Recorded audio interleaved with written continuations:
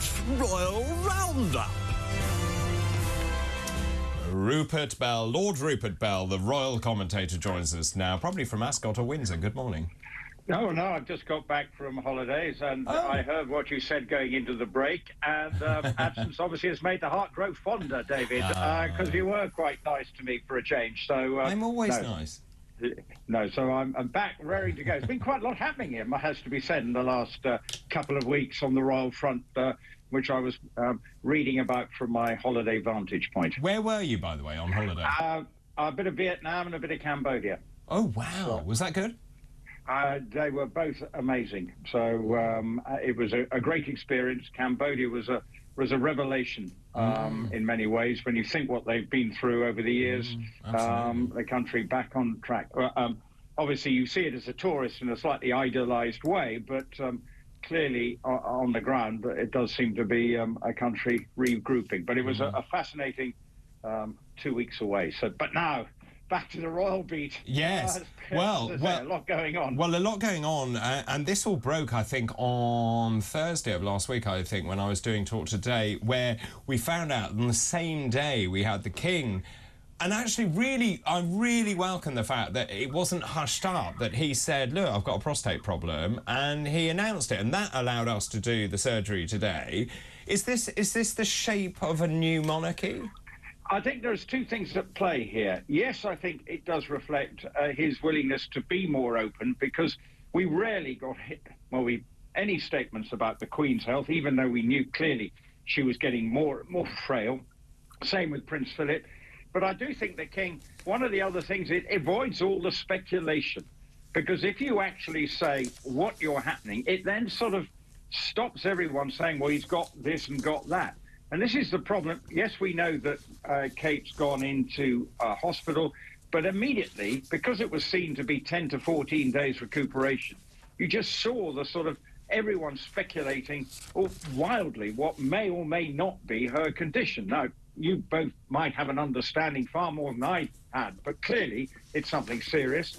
But there is this sort of patient confidentiality sort of aspect to it. How much are the royals prepared to let out there when all of us, the rest of us, have a degree of confidentiality about what we can reveal about our medical situation? So it's a balancing act, but clearly the King, saying it's benign, you've been talking about it, clearly it's something that can be resolved fairly straightforwardly. Now, I'm off ground here, so you may have to rescue me here, but clearly it is good that he's putting it out there in terms of what he's got, because it does immediately sort of put the spotlight on the condition, which we know is a serious one for all men. Yeah, absolutely right. And Kate, the statement, and we've been very clear here, not that we don't actually come up with any of our own theories or hypotheses, but I mean, obviously it's natural for us to think about it. She's out of action for some considerable time. That makes us, Rennie and I, think about certain conditions, not other conditions, for example. But she is very stoical about this. Now, I believe it's the London clinic where she's being treated. She's going to be discharged. She's made it very clear, rather like the King, actually. He said, I'm going to continue working. What's Kate going to do once she leaves and is discharged?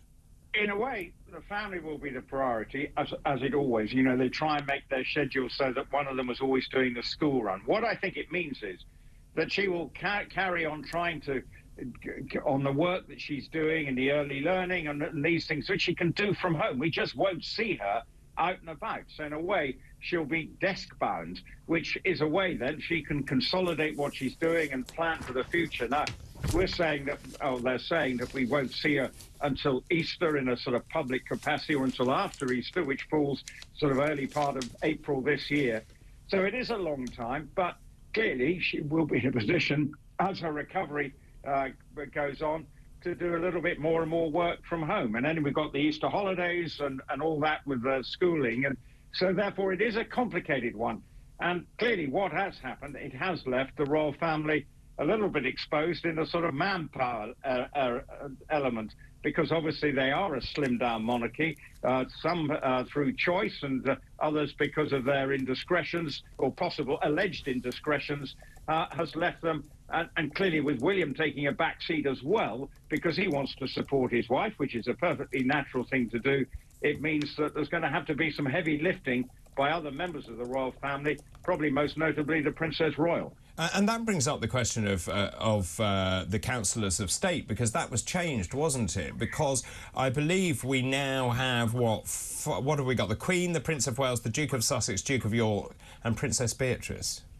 Yes, but clearly the Duke of Sussex, while he remains a councillor of state, wouldn't necessarily be expected to fulfil that role. There is plenty of backup in that department. That's more of a sort of figurehead situation.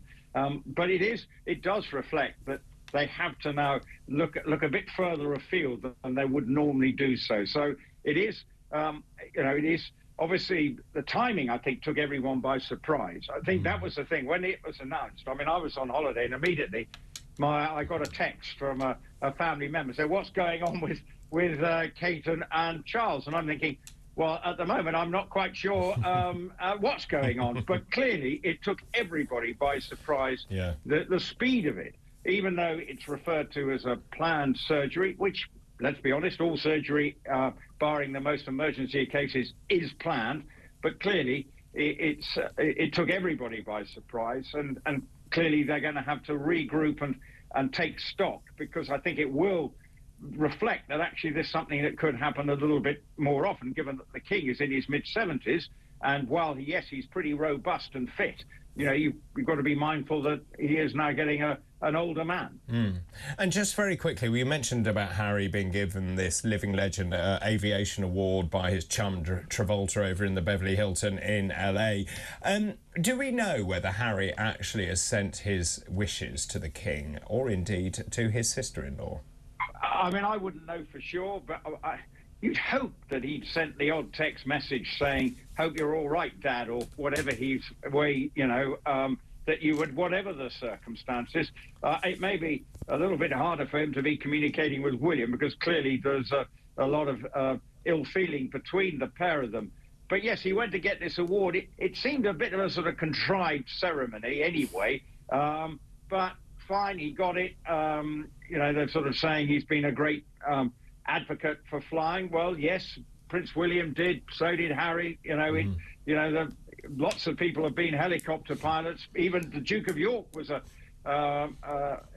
the Falkland Islands, flew helicopters in combat. So you've got this situation where they've all, it's pretty par for the course for them to fly. King Charles is a pilot as well. So why he was singled out, I know not. But there we go. But there we go, Rupert, indeed. Lovely to see you. Glad you're back safely from your holidays. Rupert Bell there, our royal commentator. And that was Rupert's Royal Roundup. Rupert's Royal Roundup.